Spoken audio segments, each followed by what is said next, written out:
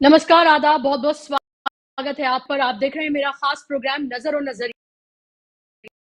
मैं हूँ G20 का समापन हो गया है। राहुल गांधी फिलहाल यूरोप में हैं। एक हफ्ते पर गए हुए हैं और जिस तरह से राहुल गांधी तमाम इश्यूज पर, जिस पे वो भारत में रहते हुए, इंडिया में रहते हुए नाम कहने पड़ेंगे, वो तमाम मुद्दे जो वो उठाते रहे हैं, वही तमाम मुद्दों की बातें उन्होंने विदेशी धरती यानी में वहां पर की है। और लग रहा है भारतीय जनता पार्टी और संघ को लेकर कुछ ऐसी चीज पर उन्होंने सबसे ज्यादा चोट या फिर वार कर दिया है, जिससे पूरी भारतीय जनता पार्टी और यहां तक कि संघ भी तिलमिलाया हुआ है। मजहब के ठेकेदार हैं, जो हिंदू धर्म के जो ठेकेदार बनते हैं, उनको आईना दिखाया है। चाइना की उन्होंने बात की है। उन्होंने लोकतांत्रिक संस्थाएं जो हैं, उनका किस तरह से हनन हो रहा है, उसकी उन्होंने बात की है। वो तमाम इश्यूज उन्होंने उठाए हैं, जो लगातार वो यहां से हिंदुस्तान में वो उठाते रहे हैं। लेकिन जैसा आपको पता है कि राहुल गांधी जैसे ही विदेश की यात्रा पर जाते हैं, चाहे वो पहले अमेरिका गए थे या फिर अब वो यूरोप पर हैं, भारतीय जनता पार्टी का जो पूरा सेल है वो एक्टिव हो जाता है। वो चाहे राहुल गांधी को सुने या फिर ना सुने कि उन्होंने क्या कहा है, उनकी रटी रटाई लाइंस हैं, उसी पर वो बात करते हैं, उसी पर वो सोशल मीडिया पर या मीडिया पर उनको घेरते हैं। सबसे पहले कहा जाएगा विदेशी धरती पर भारत को बदनाम किया जा रहा है। देखिए किस तरह से चाइना के वो एजेंट हैं, उनको देश का गद्दार बताया जाएगा और इसी तरह की तमाम लाइन जो हैं वो राहुल गांधी के लिए कही जाएंगी। इस सबके बीच मैं आपको बता दूं कि इंडिया गठबंधन ने जब से अपना नाम इंडिया रखा है, आपको पता ही है कि इंडिया वर्सेस भारत की पूरी बहस छिड़ी हुई है। अब अभी हम सुन रहे थे दिलीप घोष जो हैं, उन्होंने कहा है कि अगर भारत नाम से किसी को परेशानी है तो वो देश ही छोड़कर चला जाए। और सबके बीच हैं आसाम के चीफ मिनिस्टर, जो पहले कभी कांग्रेस में भी हुआ करते थे। उन्होंने एक तरह से, उनको लग रहा है कि वो उन्होंने माहौल उड़ाया है राहुल गांधी का, गांधी परिवार का। और उन्होंने अपने गुवाहाटी में जब वो लोगों को संबोधित कर रहे थे, तो वहां पर उन्होंने कहा कि डुप्लीकेट गांधी, कोई डकैत अगर अपना नाम जो है कुछ रख लेता है तो वो साधु नहीं हो जाता है। तो उन्होंने गांधी परिवार के लिए कहा कि महात्मा गांधी ने पूरे आजादी का जो पूरा आंदोलन था उसमें किस तरह से भूमिका निभाई, और उसके बाद गांधी परिवार ने इस नाम को, गांधी टाइटल को चोरी कर लिया। तो ये बात उन्होंने सिर्फ राहुल गांधी के लिए कही, राजीव गांधी, प्रियंका गांधी के लिए कही, सोनिया गांधी के लिए कही, लेकिन वो मेनका गांधी और वरुण का नाम लेना भूल गए। तो पहले आपको मैं सुनवा देती हूँ कि हेमंत बिस्व शर्मा ने आखिर कहा क्या है इस पूरे मामले पर, और फिर कांग्रेस ने कैसे इसको लेकर पलटवार किया है, वो भी मैं आपको बताऊं।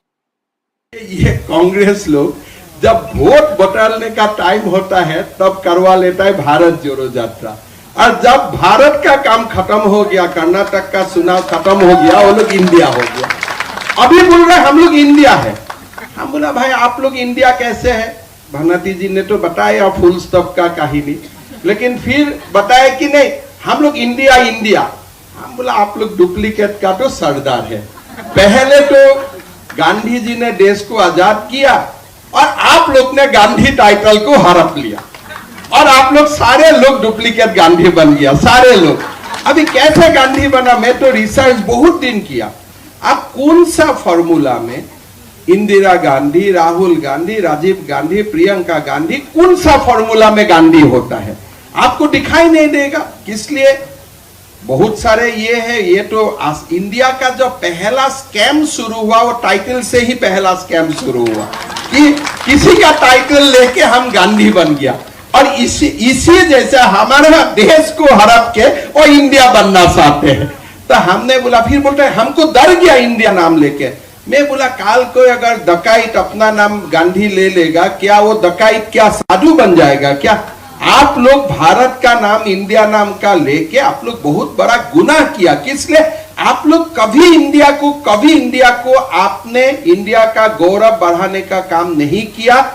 आपने इंडिया का नाम में परिवारवाद बढ़ाने का काम किया। आपने इंडिया का नाम में देश को तोड़ने का काम किया। तो आपको इंडिया नाम लेने का भी अधिकार नहीं है, और भारत का नाम तो दूर दूर से भी मत लेना। ये तो सबसे बड़ा बात है। ना आपको इंडिया बोलने का अधिकार है, ना आपको भारत बोलने का अधिकार है। और मेरा तो विनम्र निवेदन है, राहुल जी आप कम से कम गांधी नाम छोड़ दीजिए, इसलिए वो भी तो डुप्लीकेट टाइटल है, वो भी तो ओरिजिनल टाइटल नहीं है।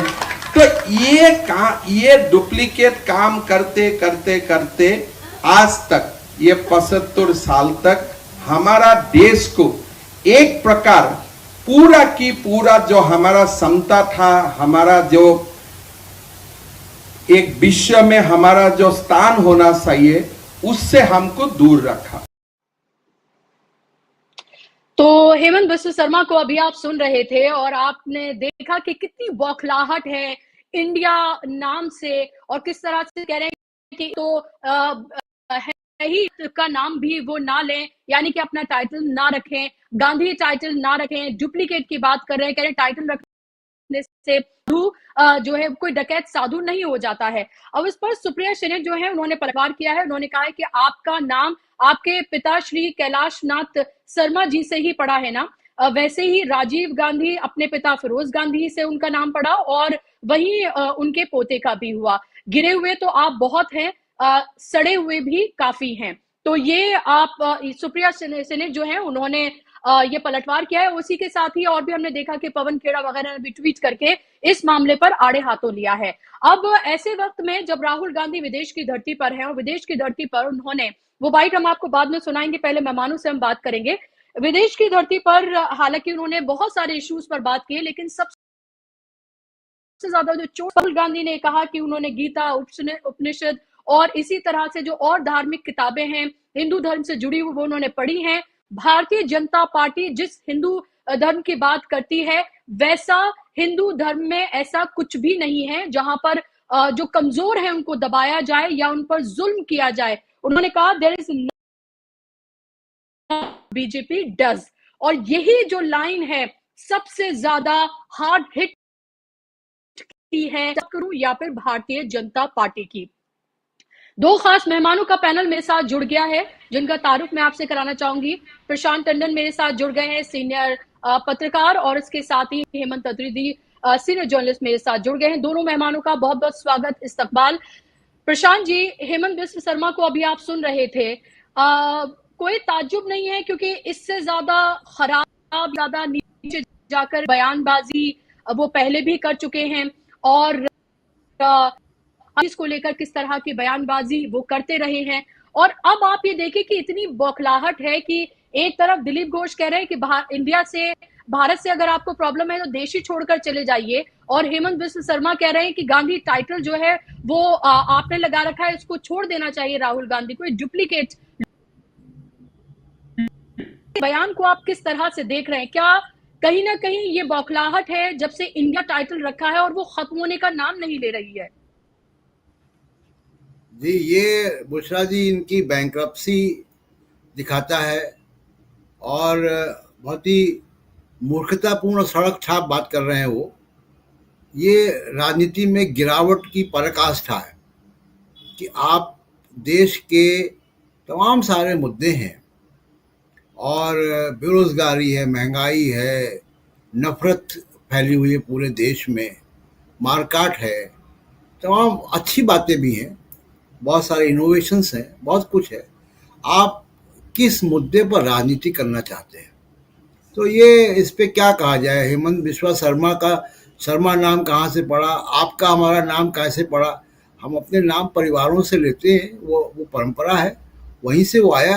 तो और हेमंत बिस्वा शर्मा तो इस दुनिया में नहीं होंगे जब Feroze Gandhi member of parliament थे, और फिरोज गांधी कैसे मेंबर ऑफ पार्लियामेंट थे उनको मालूम भी नहीं होगा कि उन्होंने कांग्रेस पार्टी के मेंबर ऑफ पार्लियामेंट, प्रधानमंत्री के दामाद होते हुए वो पार्लियामेंट में सवाल खड़े करते थे और वित्त मंत्री का इस्तीफा हो जाता था।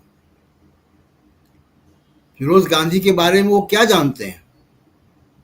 और हेमंत बिस्वा शर्मा उस पार्टी में जब गए थे तो उनको कोई क्या पिस्तौल उनकी कंपटी पे रख के ले गया था? वहां पे वो गांधी परिवार ही तो था ना, और जिस पार्टी में वो इतने साल रहे थे। असम में मिनिस्टर भी थे कांग्रेस की सरकार में। तो ये इस तरीके की बातों पे क्या कहा जाए, ये तो बैंक्रप्सी है। और ये सरनेम को लेकर आपने कोर्ट में चले गए, इन्हीं की पार्टी के एक व्यक्ति राहुल गांधी के खिलाफ मेंबरशिप भी चली गई थी। तो ये सरनेम की जो पॉलिटिक्स है, इसमें कोई ये तभी उठाता, जैसे आपने कहा कि ये हताशा में उठाए हुए कदम है, और धीमे धीमे इनको पता चलेगा कि उनके नीचे से ज़मीन कैसे खिसक रही है, उसका उनको ध्यान देना चाहिए। दूसरी बात जी कि जो विदेशों की राजनीति की बात है, उस पर जब हम दोबारा आएंगे तो बात करेंगे कि राहुल गांधी विदेश में हैं और क्या कर रहे हैं। जी बिल्कुल। और ये भी देखने वाली बात है कि लगातार जिस तरह से किया जा रहा है इंडिया गठबंधन को लेकर, हम लगातार ये देख रहे हैं। और उसके बाद राहुल गांधी भी जब विदेश के दौरे पर अभी हैं, और वहां पर भी उन्होंने कहा कि जब इंडिया वर्सेस भारत को लेकर उनसे पूछा गया तो उन्होंने कहा कि बौखलाहट ही इसीलिए है क्योंकि हमने इंडिया जो गठबंधन है उसने नाम दिया। इस पर हम बात करेंगे, लेकिन उससे पहले मैं हेमंत जी के पास आऊं। मैं वो बाइट जरूर दर्शकों को सुनाना चाहूंगी जिसको लेकर सबसे ज्यादा बौखलाहट जो है वो भारतीय जनता पार्टी और संघ में देखने के लिए मिल रही है। I've read the Gita, I've read number of the Upanishads, I've read many Hindu books. There's nothing Hindu about what the BJP does. There's absolutely nothing Hindu about what they do. Right? I have not read anywhere in no Hindu book, from no learned Hindu person, have I ever heard that you should terrorize, harm people who are weaker than you? I've never read this. So this idea, this word, Hindu nationalists, this is a wrong word. They're not Hindu nationalists. They are nothing to do with Hinduism. They are out to get power at any cost, and they will do anything to get power, and they will do anything to ensure that the Indian caste structure, the social structure of my country is not threatened. They want dominance of a few people, and that is what they're about. There is nothing Hindu about them. तो अभी आपने सुना राहुल गांधी को। हेमंत जी, क्या आपको लग रहा है कि राहुल गांधी ने एक ऐसी जगह पर चोट की है भारतीय जनता पार्टी और संघ की जिसकी ठेकेदारी ऐसा लगता है कि भारतीय जनता पार्टी को लगता है कि उनके पास है, और उसी पर ही करारा प्रहार जो है वो राहुल गांधी ने किया है, और वो भी विदेश की धरती से किया है? बुशरा जी, जो राहुल गांधी कर रहे हैं वो एक प्लानिंग के तहत कर रहे हैं कि हिंदुस्तान के अंदर तो इन्होंने एक्सपोज किया ही किया है हर एक महत्वपूर्ण मुद्दे पर। अब जो इनकी धर्म की राजनीति है भारतीय जनता पार्टी की, और उन्होंने क्या गलत कहा है, वो केवल हिंदू धर्म की बात करें, मैं तो सभी धर्मों की बात ये कहता हूं कि कौन सा धर्म आपको ये सिखाता है कि सामने वाले को टेरराइज करो, गरीब को मारो, इस तरह की जातियां करो, धर्म के आधार पर विभाजन करो, खाने की आदतों के ऊपर, पहनावे के ऊपर। ये क्या भारतीय जनता पार्टी क्या है? भारतीय जनता पार्टी का आज से नहीं, जब से इनका जो पैतृक संगठन है 1925 से लेकर के आज तक, उसका ट्रैक रिकॉर्ड देख लीजिए आप। आजादी की लड़ाई में वो किसके साथ थे? बंगाल के अंदर मुस्लिम लीग के साथ सरकार में कौन शामिल था? और तब से लेकर के आज तक they are always on the wrong side of it. Still उनकी राजनीति में, धर्म की राजनीति तो वो करते हैं, इसमें तो कोई शक नहीं, लेकिन राजनीति का धर्म उनके यहां कभी नहीं रहा। राजनीति का धर्म क्या है? गरीब की मदद करना, जन कल्याणकारी काम करना, देश को आगे बढ़ाने की बात करना। और इनका क्या है? येन केन प्रकरण, केवल सत्ता को हथियाना किसी भी हालत पर। आप मुझे बताइए, मणिपुर में जो कुछ हो रहा है, क्या वहां क्या हो रहा है? वो क्या प्रधानमंत्री की आवाज निकलती है उस पर? क्या भारतीय जनता पार्टी का कोई नेता बोलता है?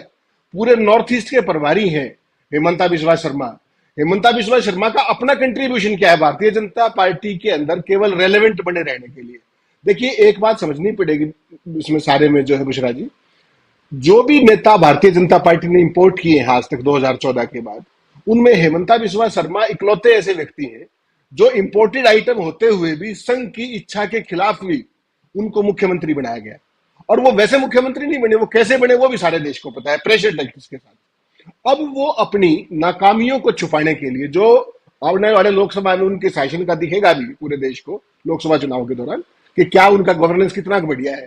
तो अब वो भारतीय जनता पार्टी में रेलेवेंट बने रहने के लिए, और जिसको आप कहते हैं ना to catch the eyeballs, leadership की आंखों में बेहतर बने रहने के लिए इस तरह की लफाजी वो करते हैं। उनको भी पता है इस बात का कोई मतलब नहीं है, लेकिन चूंकि भारतीय जनता पार्टी में ऐसे ही जो लूज कैनन्स हैं वो पिछले 2-10 साल में आगे बढ़ रहे हैं। इनकी सबसे बड़ा कारण यही है कि वो गांधी परिवार को पानी पी पी कर गालियां, टनों में गालियां दे सकते हैं जिनका कोई रेलेवेंस हो या ना हो। अब वो लुटेरा कह रहे हैं, बताइए, देश के एक सांसद को 9 साल से आपकी सत्ता है, अगर वो लुटेरे हैं तो आपने अंदर क्यों नहीं कर दिया उनको? क्या कोई पूछेगा शर्मा से? और लोग हंस रहे हैं। ये दुर्भाग्य की बात क्या है कि इस देश के अंदर जो सवाल और जवाब की जो परंपरा थी वो ना केवल देश में खत्म कर दी गई है, केवल और केवल अंधभक्ति और इस तरह की लफाजी। मुझे एक बात बताइए, हेमंता बिस्वा शर्मा कांग्रेस पार्टी में इतने सालों तक क्या कर रहे थे? क्या उन्होंने आज तक ये लोगों से माफी मांगी कि मेरी गलती हुई थी, कि मैं गलत पार्टी में था? वो वहां से गए, यहाँ पे सत्ता में आ गए। वो क्या, किस तरह की उनकी यूएसपी है, सारा देश देखता है। दल बदलू और तमाम तरह की चीजें, उनके करप्शन के सारे केसेस वो कहां चले गए? खुद के करप्शन के केस सीबीआई और ईडी के जो जिनके ऊपर थे वो दूसरों को लुटेरा और डकैत बता रहे हैं। हेमंता बिस्वा शर्मा एक महत्वपूर्ण मुख्यमंत्री, राज्य के मुख्यमंत्री हैं बॉर्डर स्टेट के। नॉर्थ ईस्टर्न स्टेट्स की सारी कमांड भारतीय जनता पार्टी ने बेड़ा गर्क करने के लिए उन्हीं को दे रखी है। मणिपुर भी उन्हीं की नजरों के नीचे हो रहा है, बेशक वो वहां के सीएम नहीं है, लेकिन पूरे नॉर्थ ईस्ट का टेंडर उन्हीं के पास है भारतीय जनता पार्टी की तरफ से। तो इन हालात के अंदर एक मुख्यमंत्री का एक केंद्रीय नेता के प्रति इस तरह का विश्वमन, ये दिखाता है भारतीय जनता पार्टी की मानसिकता को, पहली बात। दूसरी बात, राहुल गांधी ये क्यों कह रहे हैं?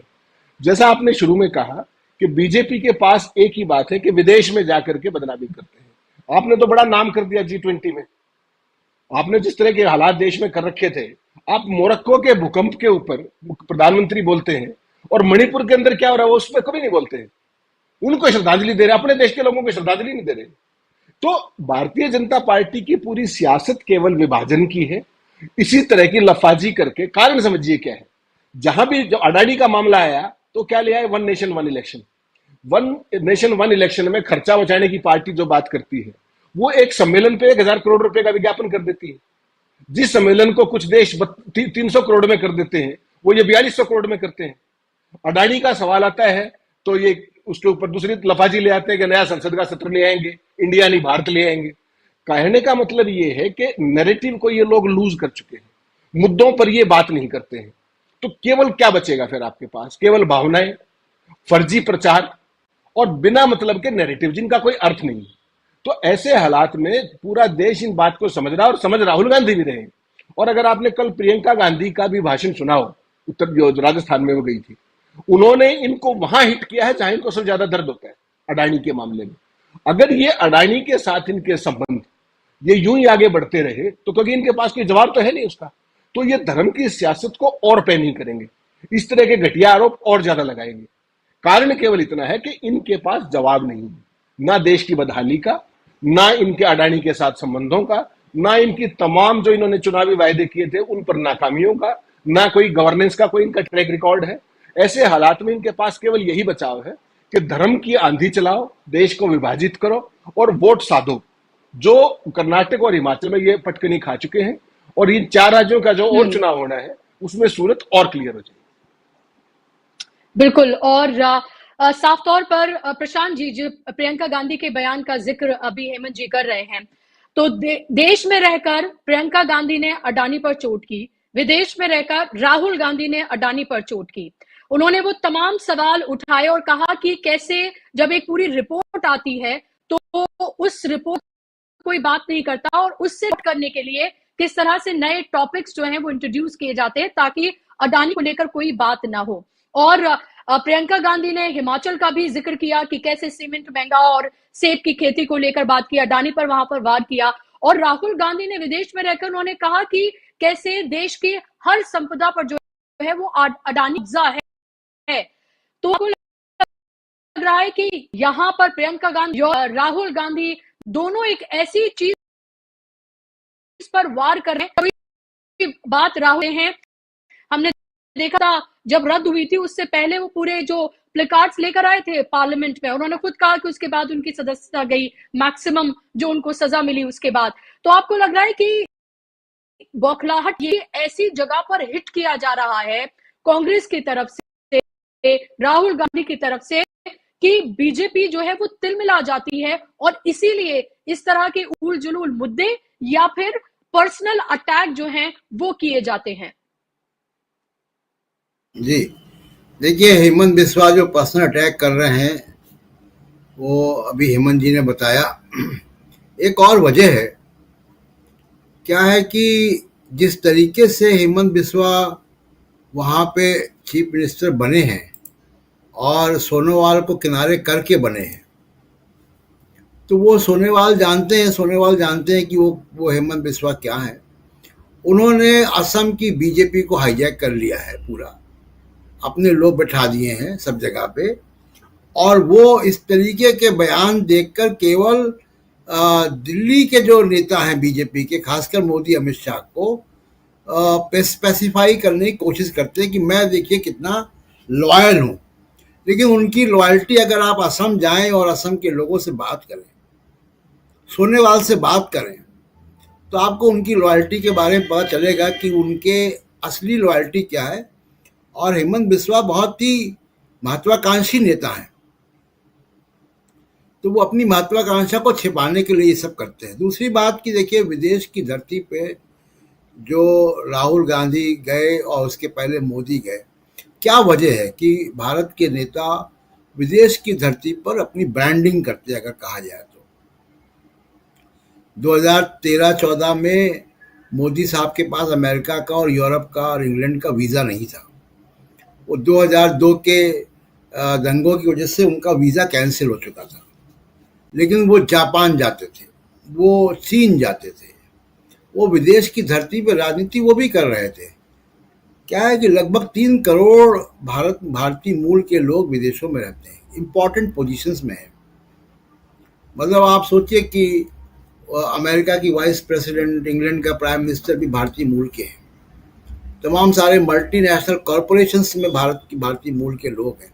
तो भारतीय मूल के लोगों की आवाज़ बड़ी दूर तक जाती है, एक बात। दूसरी बात कि देखिए राहुल गांधी जो बातें कर रहे हैं वो बहुत सारे यूरोपियन कंट्रीज के साथ एक नए तरीके की केमिस्ट्री इस्टेब्लिश हो रही है। मैं इंटरव्यू कर रहा था ओवरसीज कांग्रेस के प्रेसिडेंट चेयरमैन सैम पिट्रोडा का, उनसे ही मैंने ये सवाल पूछा था कि राहुल गांधी बार बार विदेश क्यों जा रहे हैं। तो विदेशों में वो लोगों से बहुत इंटरेक्ट कर रहे हैं। दूसरा कि देखिए बुशरा जी, यूरोपियन डेमोक्रेसीज में एक चलन है, वो चलन ये है कि वो उनके सब देशों में शैडो प्राइम मिनिस्टर्स होते हैं। भारत में भी वो अपेक्षा करते हैं कि ऐसा हो, लेकिन हाँ है नहीं। विदेशी नेताओं ने, यूरोप ने या दूसरे मुल्कों ने राहुल गांधी को सरकार के अलावा किससे और इंगेज करना वो तय कर लिया है कि ये राहुल गांधी जिनसे हमको इंगेज करना है, और इसलिए इंगेज कर रहे हैं। दूसरा चीज़ देखिए बहुत इम्पोर्टेंट है, अभी प्रेसिडेंट बाइडेन भारत आए। प्रेसिडेंट बाइडेन के पर्सनल स्टाफ से लेकर व्हाइट हाउस, एनएसए तक, प्रधानमंत्री मोदी के कार्यालय में, G20 के सेक्रेटरिएट में फ़ोन पे फ़ोन किए कि बाइडेन और मोदी की प्रेस कॉन्फ्रेंस में उनके पत्रकारों को एक्सेस दिया जाए, उनके पत्रकारों को सवाल पूछने की अनुमति दी जाए। नहीं दी गई। अंततः क्या हुआ कि वियतनाम में जाकर प्रेसिडेंट बाइडेन ने प्रेस कॉन्फ्रेंस की और ये बात वहाँ पे खुलासा किया कि उनकी प्रधानमंत्री मोदी से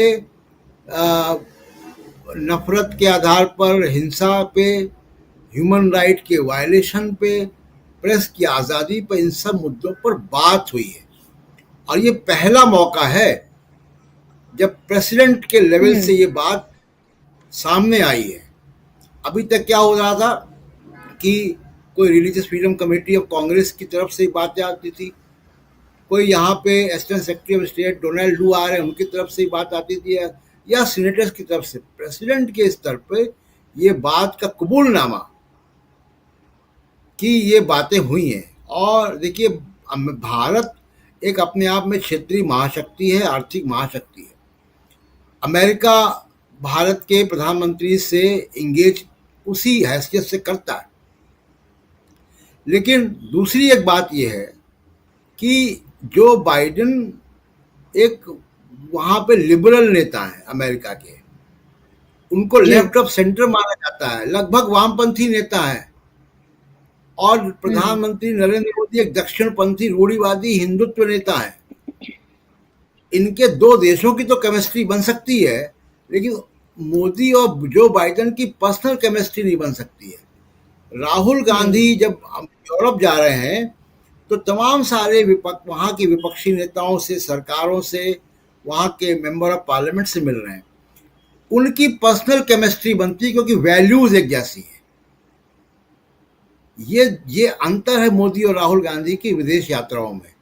इसलिए आप देखिए कि मोदी जब भी जाते हैं तो सरकारी एजेंडा के अलावा जो बंद कमरे में बातें होती हैं, उसके अलावा उनका जो इंगेजमेंट होता है वो एनआरआई से होता है। राहुल गांधी अगर जाते हैं तो सिर्फ एनआरआई से नहीं मिलते, वो वहाँ के लोगों से मिलते हैं, वहाँ प्रेस कॉन्फ्रेंस करते हैं, सवाल जवाब लेते हैं। ये बेसिक अंतर है जो विदेशों में बसे भारतीयों को और उनके नागरिकों को पसंद आता है। उषा जी। जी बिल्कुल। और हमने देखा है कि जब प्रधानमंत्री विदेश यात्रा पर जाते हैं तो कैसे सिर्फ मोदी मोदी हो रहा होता है, और ऐसा लगता है कि वहां पर भी वो चुनाव प्रचार के लिए ही गए हुए हैं। और जब देश में G20 जैसा एक बड़ा सम्मेलन यहाँ पर हो रहा था, और ऐसे वक्त में जो बाइडेन है, जिस तरह से अभी प्रशांत जी कह रहे थे कि जो अमेरिका से जो पत्रकार आए थे उनके साथ जो आए थे बाइडेन के साथ, कई बार प्रेस वार्ता नहीं करने दी गई। और आप ये देखिए कि जब G20 का सम्मेलन खत्म हुआ, जो आप अपनी स्क्रीन पर अभी ये जो वीडियो देख रहे हैं, मैं कहूंगी टीम से इस वीडियो को जो है वो प्ले करें। कैसे जब वहां पर तमाम पत्रकारों का वो इंतजार कर रहे थे कि अब कोई प्रधानमंत्री कुछ बोले, तो वहां पर भी वो सिर्फ हाथ लहराते हुए वो गए और वहां पर भारत माता की जय के नारे पत्रकार लगा रहे थे, धन्यवाद मोदी जी को वो दे रहे थे। तो पत्रकारिता कहां पहुंच गई है, किस स्तर पर आ गई है हिंदुस्तान में, ये बार बार कहने की जरूरत नहीं है। एक बार जरा ये वीडियो दिखाइए, फिर मैं हेमंत जी के पास आ रही हूँ।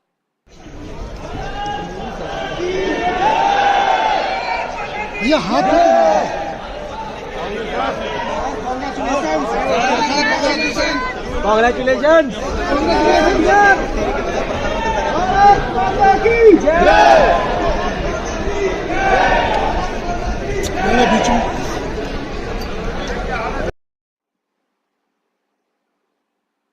तो आपने देखी ये वीडियो, धन्यवाद, कांग्रेचुलेशंस, भारत माता की जय। उससे पहले भी जब कभी इंटरेक्शन हुआ, प्रेस वार्ता तो उन्होंने की नहीं है, ना देश में करते ना विदेश में करते हैं। और सेल्फीज खिंचवाते हुए उनके साथ पत्रकार नजर आते हैं, क्योंकि उन्हें पता है कि सवाल पूछने की ना तो उनकी हिम्मत है और ना ही पूछने दिए जाएंगे। और ऐसे वक्त में हेमंत जी, जब हम राहुल गांधी को देखते हैं तो देश और विदेश कहीं पर भी जाकर वो सीधे तौर पर प्रेस वार्ता करते हैं, सवाल लेते हैं, सवालों के जवाब देते हैं, चाहे भी तरह के सख्त से सख्त सवाल क्यों ना हो। और यहाँ पर आप ये देखिए कि पहली बात तो हमने देखा कि G20 के दौरान और उसके बाद किस तरह से ये बताया गया कि जैसे ये रोटेशन में ना आकर ये सिर्फ नरेंद्र मोदी की ताकत है, सम्मेलन यहाँ पर हो रहा है। एक पत्रकार है, उनका मैं ट्वीट देख रही थी, जो सबसे तेज चैनल में काम करती हैं, अब वो कह रही थी कि झुकती है दुनिया, झुकाने वाला चाहिए। तो यहाँ पर क्या वाकई में जो 19 देशों के अध्यक्ष जो है उनको बुलाकर वो झुकाने के लिए उनको यहाँ पर बुलाया गया था। आप ये देखिए कि पत्रकारिता का स्तर क्या है। और यही बात है कि राहुल गांधी जब विदेश में जाते हैं तो लोकतांत्रिक संस्थाओं और मीडिया को लेकर वो बात करते हैं। जो बाइडेन को जो है वो वियतनाम जाना पड़ता है पत्रकार सम्मेलन को संबोधित करने के लिए, जो उनके साथ पत्रकार आए थे उनके सवालों का जवाब देने के लिए। और यहाँ पर बैठ के आप दिल्ली डिक्लेरेशन की को लेकर बड़ी बड़ी बातें करते हैं। तो नरेंद्र मोदी के कथनी और करनी में हमेशा से फर्क रहा है और हर कुछ दिन की पोल खुलती हुई नजर आती है। देखिए बुशरा जी, जो ये G20 का सम्मेलन हुआ, जो भी आपने ये पिक्चर्स दिखाई, इसने एक बात साबित किया कि हमारा जो लोकतंत्र था उसको पिछले 9 साल में मीडिया और सत्तारूढ़ दलों ने मिलकर के, जो ये प्रीपेड मीडिया है, इन्होंने इसको जोक तंत्र बढ़ा दिया है, इसका मजाक के पात्र बन गए हैं पूरे देश में। मुझे ये बताइए कि प्रधानमंत्री को बाइडेन के साथ मीडिया के साथ इंटरेक्शन नहीं करना था बातचीत के बाद तो ना करते, लेकिन अमेरिकन मीडिया को कम से कम अपने प्रेसिडेंट से तो एक्सेस देते। वो एक्सेस भी नहीं दिया अमेरिका के राष्ट्रपति को। पहली बात तो जिसके ऊपर उनकी पूरी दुनिया में बद पिटी। जो नेट टेक अवे है बुशरा जी इस पूरे G20 के और इस पूरे जो ये शोमैनशिप जो प्रधानमंत्री जी ने की, इसमें कुछ बातें आपको बहुत करीबी से देखनी पड़ेंगी। एक तो जो ये जरूरत से ज्यादा एक्स्ट्रा वेगेंजा किया गया और शोमैनशिप जो जिस तरीके की गई, उसको अमेरिकन और पूरा यूरोपियन कंट्रीज जो विकसित देश हैं और जो G20 के देश हैं, वो इसको एक खास तरह की हीन भावना के तौर पे देखते हैं। और मीडिया से इंटरेक्ट ना करना और मीडिया से ना बचना, मीडिया से बचने की हर बार कोशिश करना, वो उसी हीन भावना की एक्सटेंशन है। पहली बात तो ये है। उसके अलावा बजट इस पूरे जो इवेंट का, इसको इवेंट ही कहेंगे मोदी जी की भाषा में, 990 करोड़ रुपए का बजट था और खर्च कितना कर दिया? 4100 करोड़। क्या पूरी दुनिया के इतिहास में किसी भी राजनीतिक सम्मेलन में, समकालीन इतिहास के अंदर किसी भी देश ने, खासतौर पर भारत जैसे गरीब देश ने, तीसरी दुनिया के देश ने 4100 करोड़ रुपया खर्च किया है? वो पैसा किसका था? और उसमें से 1000 करोड़ रुपया केवल विज्ञापन पर खर्च किया गया है। और उसका हासिल क्या है? उसका हासिल यह है कि एक फर्जी हाइक, नेगेटिव पब्लिसिटी। जापान के रिपोर्टर्स आपने देखा होगा लाइव क्या कह रहे थे कि मोदी को G20 से मतलब नहीं है, वो 2024 के चुनाव की तैयारी कर रहे हैं। और हालत यह हुई कि बाइडेन को हिंदुस्तान में प्रधानमंत्री से बातचीत का जो ब्यौरा है वो ताइवान में जाके देना पड़ा, जैसा प्रशांत जी ने कहा। अब मुझे एक बात आई है, आप तो विश्व गुरु बन गए, चलिए ठीक बात है। अब जब G20 की अध्यक्षता आपके पास नहीं रही तो क्या आप विश्व गुरु नहीं रहे मोदी जी? एक तो ये सवाल है। दूसरा ये है कि अब चूंकि इसकी अध्यक्षता ब्राजील में चली गई है तो क्या लूला अब पूरी दुनिया के विश्व गुरु हो गए? किस तरह का नैरेटिव एक डेमोक्रेटिक देश के अंदर एक फर्जी तरह की बातें फैला करके मोदी जी करना क्या चाहते हैं? दूसरी बात, आपने देखा होगा एयरपोर्ट से लेकर के और मौर्य शेल्टन होटल और भारत मंडपम तक 1000 से ऊपर होर्डिंग्स थे और उन पर सिर्फ मोदी जी थे, सिर्फ मोदी जी, और कोई नेता नहीं, कोई महात्मा गांधी नहीं, कोई चक्कर नहीं। और उसमें हर जितने भी पिक्चर्स थी जो ऑन एन एवरेज निकाली गई, हर 32 मीटर के ऊपर एक आदमकद होल्डिंग था जिसमें मोदी जी थे। और you will be shock to know कि जितने भी होल्डिंग्स थे उनमें से सब में प्रधानमंत्री की जो वेशभूषा थी वो अलग थी। यानी कि अगर 1000 थे फोटोग्राफ्स प्रधानमंत्री के, तो एक भी फोटो में वेशभूषा रिपीट नहीं थी।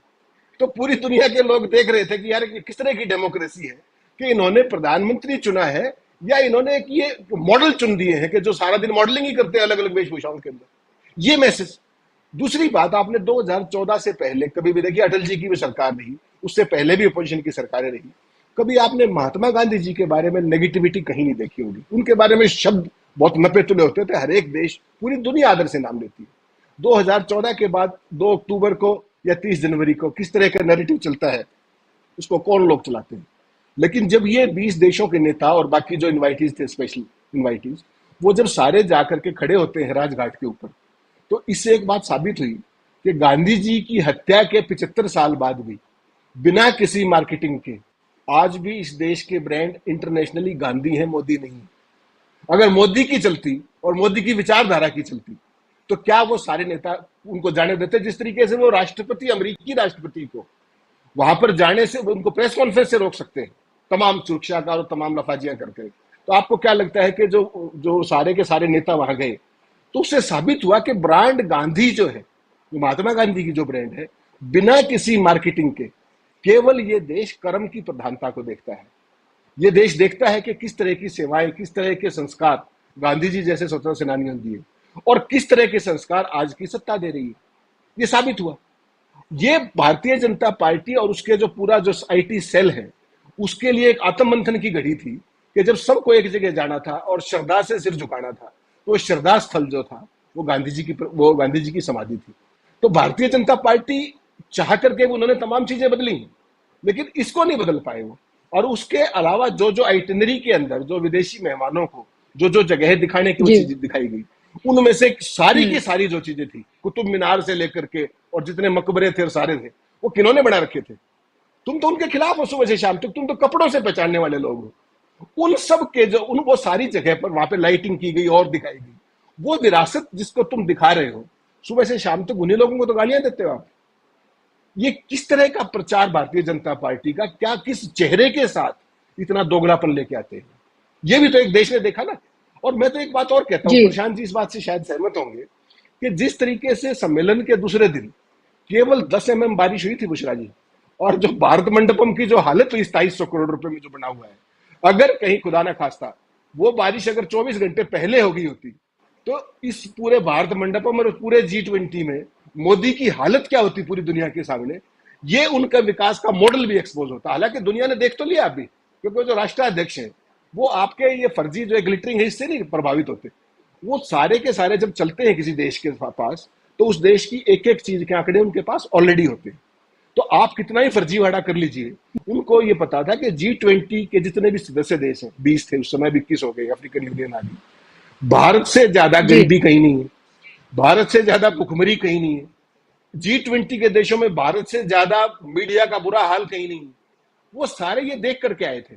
उसके बावजूद आप डेमोक्रेसी, मदर ऑफ डेमोक्रेसी किताबें छाप करके देख लिया ना बाइडेन और सबने, कि जब बाइडेन को परमिशन नहीं दी गई प्रेस कॉन्फ्रेंस की तो आपकी प्रेस फ्रीडम का तो फलूदा हो गया पूरी दुनिया के सामने। तो कहने का सबब यह है कि कथनी और करनी का जो अंतर है वो ना केवल नरेंद्र मोदी की बल्कि उनके पूरे सत्ता तंत्र बुरे तरीके से एक्सपोज हुआ इस पूरे मामले में।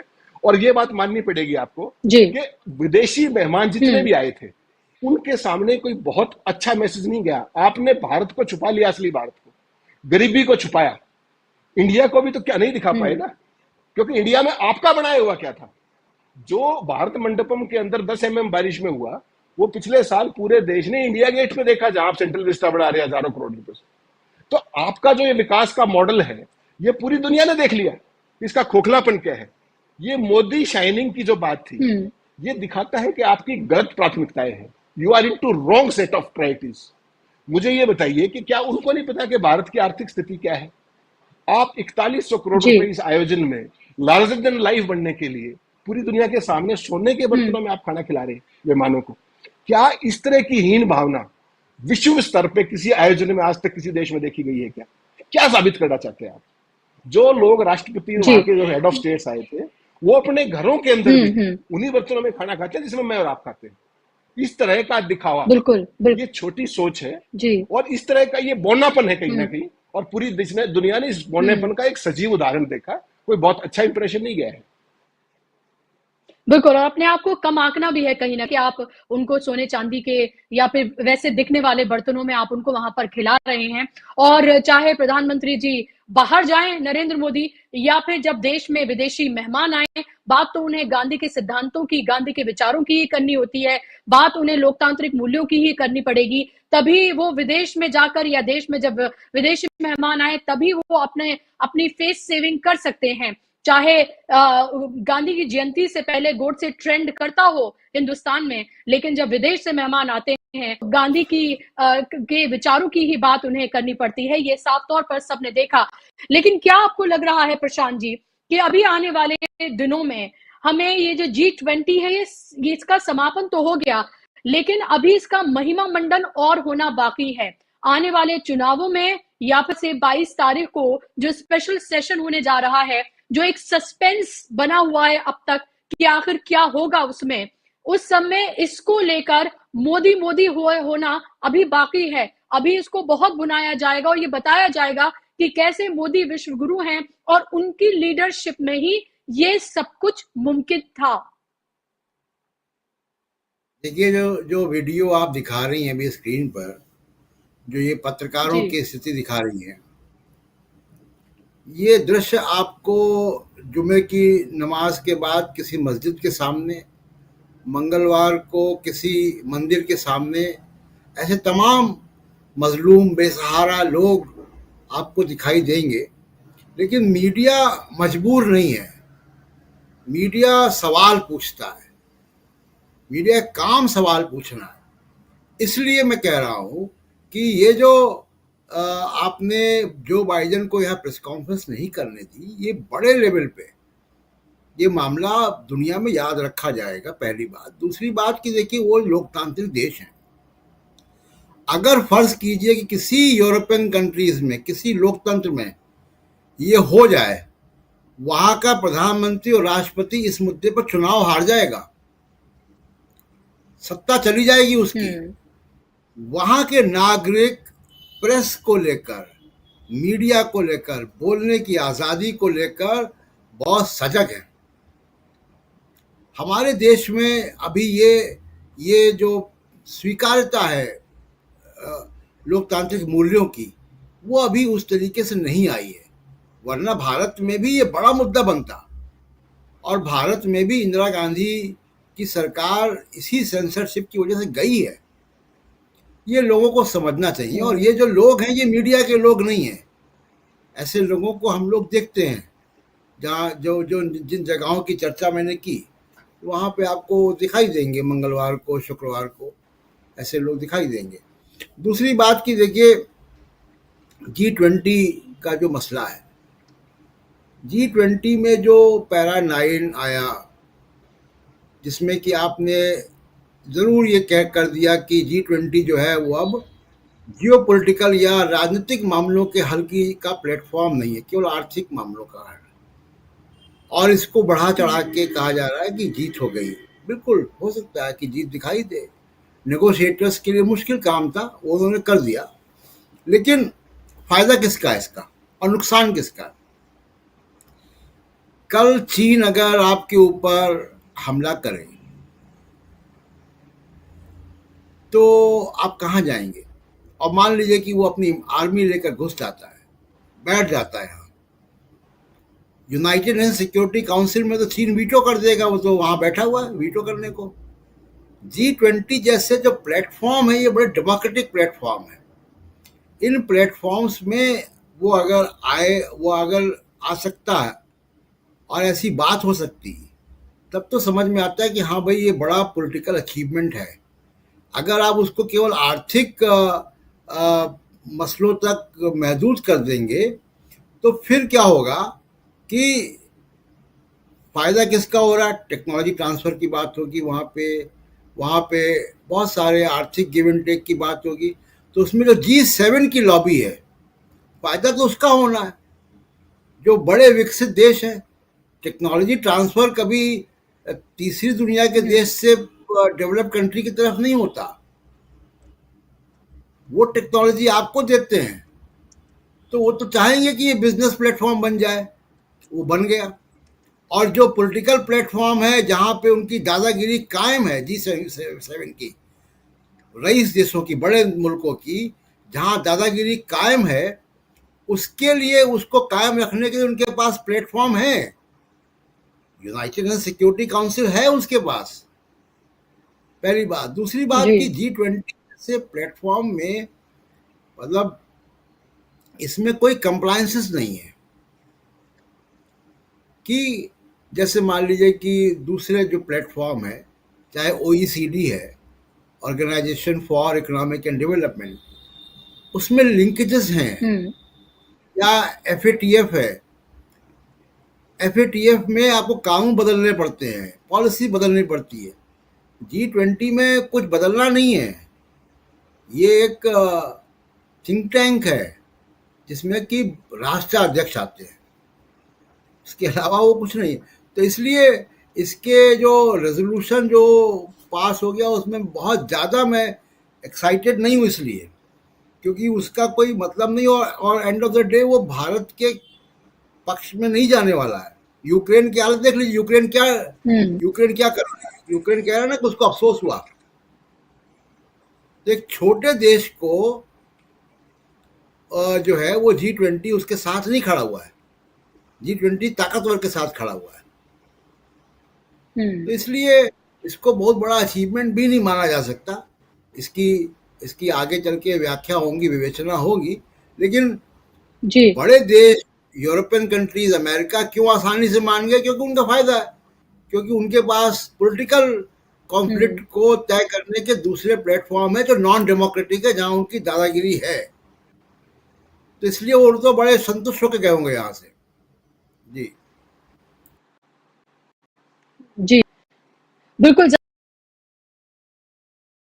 है पॉइंट्स है, लेकिन अगर हम भारत की सियासत को अगर देखते हैं इस सब के परिप्रेक्ष्य में, तो हमें साफ तौर पर यह दिखता है कि चाहे G20 सम्मेलन तब हो रहा था या अब उसका समापन हो गया है, उसको किस तरह से इलेक्शन में बुनाया जाएगा, व्हाट्सएप यूनिवर्सिटी में अब तक कितने फॉरवर्ड्स हो चुके होंगे, और जो पूरा जो सरकारी दरबारी मीडिया है वो अपने प्लेटफॉर्म्स के जरिए कैसे ये तमाम खबरें लोगों तक पहुंचाएगा कि देखिए यही एक ऐसा चेहरा है, यही नरेंद्र मोदी है, ये न्यू इंडिया है, ये नया सवेरा है। वो तमाम बातें जो वो करता रहा है वो तय की जाएंगी, और ये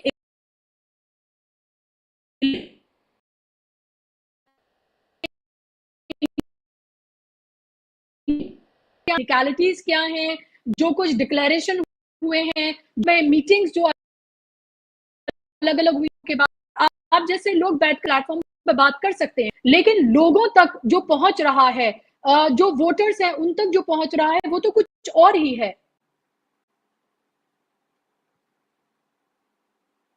आपकी आवाज नहीं आ रही, आप अनम्यूट। जी बुशरा जी, इस पूरे जो G20 का सम्मेलन है और जो इसका नेट टेक अवे है, भारत की सियासत के हिसाब से इसका एक नेट टेक अवे है, कांग्रेस मुक्त G20। कांग्रेस के राष्ट्रीय अध्यक्ष तक को जब आप डिनर पे नहीं बुलाते हैं, जिसमें तमाम राज्यों के उन राज्यों के मुख्यमंत्री हैं जो नियुक्त किए गए हैं कांग्रेस अध्यक्ष द्वारा, तो ये भारतीय जनता पार्टी की एक बहुत बड़ी अचीवमेंट जिसको मान सकते हैं। और दूसरा, अंतर्राष्ट्रीय स्तर पर आप देखेंगे तो वो है सवाल मुक्त G20। पूरे सम्मेलन को लेकर के यहाँ के मीडिया ने ना कोई सवाल पूछा, ना कोई सवाल जवाब होने दिया गया। ये दो नेट टेक अवे हैं। जहां तक प्रधानमंत्री जी की बात है, वो मार्केटिंग के चैंपियन हैं। पूरी दुनिया के सामने, पूरे देश के सामने उन्होंने दिखाया कि किस तरह एक लोकतांत्रिक देश की राजधानी को 4 दिनों तक, जिसमें 1 करोड़ से ऊपर लोग ज्यादा रहते हैं, उसको किस तरीके से बंधक बनाया जा सकता है। चारों तरफ जिस तरीके की पर्दादारी की गई, जिस तरीके से सच्चाई को छुपाने की कोशिश की गई, तो बहुत सारे सवाल आएंगे। जो आपने भारत मंडपम बनाया 2700 करोड़ की लागत से, उसकी उपयोगिता क्या है भविष्य में जी। उसकी मेंटेनेंस कॉस्ट क्या है, उसका किस तरह से प्रयोग करेंगे। वो एक नेशनल रिसोर्स है और आज की तारीख में वो नेशनल एसेट है, तो उसको प्रधानमंत्री जी और उनकी सरकार कैसे प्रयोग करेगी, यार ये भी एक क्रिमिनल वेस्ट होगा। ऐसे बहुत सारे सवाल, जितने मोदी जी उपलब्धियां बताएंगे उससे ज्यादा इसमें कहीं ना कहीं सवाल है, मीन मेक है। लेकिन दिक्कत क्या है बुशरा जी सबसे बड़ी, कि जो आज की तारीख में जो ये सुपारी और लहलोट मीडिया है, जिस तरीके से जो प्रशांत जी ने जो शब्द प्रयोग किया मंगलवार और शनिवार वाले, उस स्थिति में तो ये ऑलरेडी आके खड़े हो गए। तो कुछ वैकल्पिक प्लेटफॉर्म बचे हुए हैं जो कम से कम रेलेवेंट बातें करते हैं। और मुझे लगता है कि आज की तारीख में इन प्लेटफॉर्म्स की जो रेलेवेंस है वो इसीलिए बढ़ रही है कि देश को जागरण का काम, देश को संभालने के ऊपर केंद्रित रखने का काम ये अल्टरनेटिव प्लेटफॉर्म कर रहे हैं। तो मुझे लगता है कि जो भारतीय जनता पार्टी की जो अगली जो दिशा है, और जो खासतौर पर मोदी सरकार की, पूरे देश ने देखा कि किस तरीके से वो 2014 में सोशल मीडिया की लहर पर सवार होकर के आए थे और एंटी इनकम्बेंसी यूपीए के खिलाफ जो थी उसके ऊपर सवार होकर आए थे। आज वही हालात दोबारा बनते आ रहे हैं कि वही social media Bharatiya Janata party और मोदी जी के जगरनट को काटने के लिए तैयार बैठा है, दौड़ उनको काटने के लिए, और वो सवाल उठा रहा है और भारतीय जनता पार्टी और मोदी जी के पास कोई जवाब नहीं। यही नैरेटिव होने वाला है, इसलिए इधर उधर की लफाजी की जाएंगी। काम की बात नेशनल मीडिया में भी नहीं होगी, मेन स्ट्रीम मीडिया में भी नहीं होगी। चंद प्लेटफॉर्म है जो इस देश को लोक जागरण का काम करेंगे, उनकी हालत अगले 1-2 महीने में क्या होगी ये देखना भी बड़ा महत्वपूर्ण है। बिल्कुल। और प्रशांत जी, अभी हमें ये भी देखना चाहिए कि जो संजय मिश्रा उनका कार्य को खत्म हो रहा है और चंद ही दिन बाकी हैं, और बहुत सवाल आए जा रहे हैं कि क्या इन चंद दिनों में कुछ ऐसा होने जा रहा है कि इंडिया गठबंधन से तोड़ने की कोशिश, क्योंकि जिस तरह से लगातार प्रहार हो रहे हैं इंडिया गठबंधन को लेकर, या फिर जो में चाहे जेएमएम के जो हेमंत सोरेन उनको बुलाना या फिर नीतीश कुमार को बुलाना, ये भी एक तरह की एक मैसेजिंग दी गई थी। तो आपको क्या लग रहा है कि कुछ ऐसा होने जा रहा है, क्योंकि जिस तरह से ईडी के समन भी जा रहे हैं अलग अलग नेताओं को, उससे भी बहुत सारे सवाल उठ तो जरूर रहे हैं। देखिए, संजय कुमार मिश्रा के 4 दिन और बचे हैं 15 सितंबर में जी। 4 दिन का कार्यकाल उनका और बचा है। आज को मिला लें 1-1.5 घंटे का तो 4.25 दिन का। तो इस 4.25 दिन में वो क्या करने जा रहे हैं, ये देखना होगा। दूसरी बात ये कि बुशरा जी की इनके एक्सटेंशन का बहुत बड़ा ताल्लुक इस बात से है जो राहुल गांधी बार बार 20,000 करोड़ का सवाल खड़ा कर रहे हैं, और वो 20,000 करोड़ किसके हैं? देखिए, कुछ पैसा यहाँ से बाहर गया और बाहर से वाइट मनी होकर कुछ शेल कंपनीज के द्वारा थ्रू भारत में आया, आ पाया या नहीं आ पाया, लेकिन ये प्रोसेस है। इस प्रोसेस के लिए एक बहुत इम्पॉर्टेंट घटना जो इस बीच हो रही है वो है FATF का रिव्यू। अब FATF का जो रिव्यू है उसमें ये अगर कोई ट्रांजैक्शन इस बीच होता है तो उनको दिख जाएगा, और FATF का रिव्यू यानी जो मनी लॉन्ड्रिंग हो रही है, मनी लॉन्ड्रिंग या विदेशी फंड जो आ रहे हैं उसका रिव्यू थर्ड पार्टी करती है, थर्ड नेशंस करते हैं। ये जो फाइनेंशियल एक्शन टास्क फोर्स है तमाम देशों का, ये भारत का रिव्यू नवंबर तक चलना है।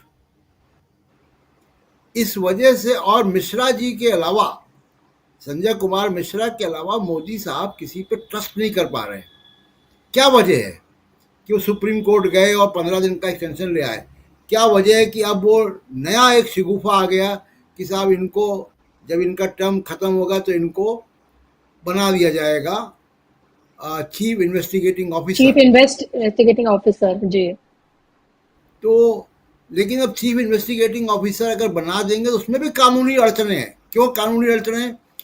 कि जो PMY एक्ट है यानी prevention of money laundering act है, उसकी जो नोडल एजेंसी है वो ED है, इन्फोर्समेंट डायरेक्टरेट। संजय कुमार मिश्रा को चीफ इन्वेस्टिगेटिंग ऑफिसर बनाने से उनकी अकाउंटेबिलिटी, जवाबदेही एक्ट के मुताबिक नहीं होगी, और एक्ट को बदलने के लिए आपको वापस जाना पड़ेगा पार्लियामेंट के अलावा, आपको वापस जाना पड़ेगा FATF में। देखिए, FATF G20 नहीं है, वो सेमिनार नहीं है, उसमें कंप्लायंस है, वो कानून बदलवाता है, वो पॉलिसीज बदलवाता है। आपके देश में अगर ये कानून बदला है कि चार्टर्ड अकाउंटेंट भी अपने क्लाइंट की कोई एबनॉर्मल ट्रांजैक्शन देखेगा तो बैंक को और RBI को अलर्ट करेगा, ये FATF की तरफ से बदलवाया गया है। तो FATF एक लेम डक ऑर्गेनाइजेशन नहीं है, वो सेमिनार नहीं करता, वो ट्रैक करता है मनी को। इसलिए मैं कह रहा हूं कि संजय मिश्रा के एक्सटेंशन पर जो राहुल गांधी बार बार 20,000 करोड़ का सवाल उठा रहे हैं उसका रिलेशन है, जिसका कभी ना कभी खुलासा होगा। ये सरकार रहे या ना रहे तब भी ये खुलासा होगा इसका कभी ना कभी। जी बिल्कुल।